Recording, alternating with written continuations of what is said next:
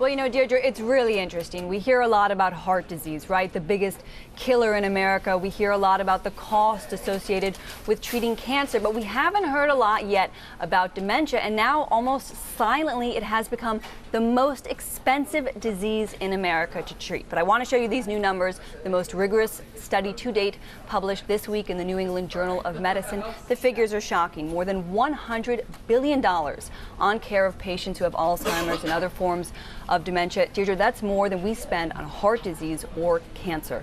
The cost could hit $260 billion by 2040, an astounding run-up, really. The increase, not surprisingly, driven by demographics. According to the Alzheimer's Association, 5 million Americans, or about 14% of the population over the age of 70, suffer from the disease, but that number is set to double by 2050. And one analyst pointed out to me, Deirdre, 8,000 Americans are turning 65 every day. Yeah, so what is being done about this? I mean, what's been the government's response and what's Big Pharma's response?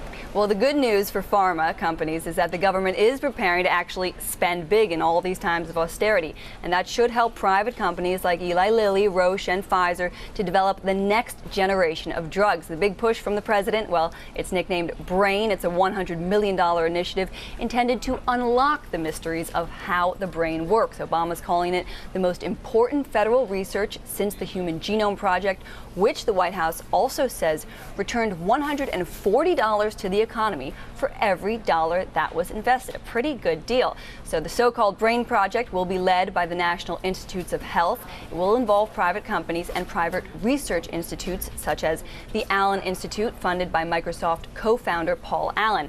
They actually produced this video simulation I want to show you. There you see it, a brain on ice. Ultimately, the goal is to better understand how the brain actually functions, to find new treatments for all sorts of neurological conditions. I spoke to one scientist at Eli Lilly who noted that the industry and the market opportunity is a lot bigger than just Alzheimer's. For example, this could lead to new drugs for psychological conditions such as depression, which affects some 15 million Americans, or chronic pain, which affects 100 million Americans at some point in their lives. And Deirdre, that scientist also gave me a very helpful analogy. He said, think of the brain like a car. You need to understand how it actually works before you know how to fix it. Back to you.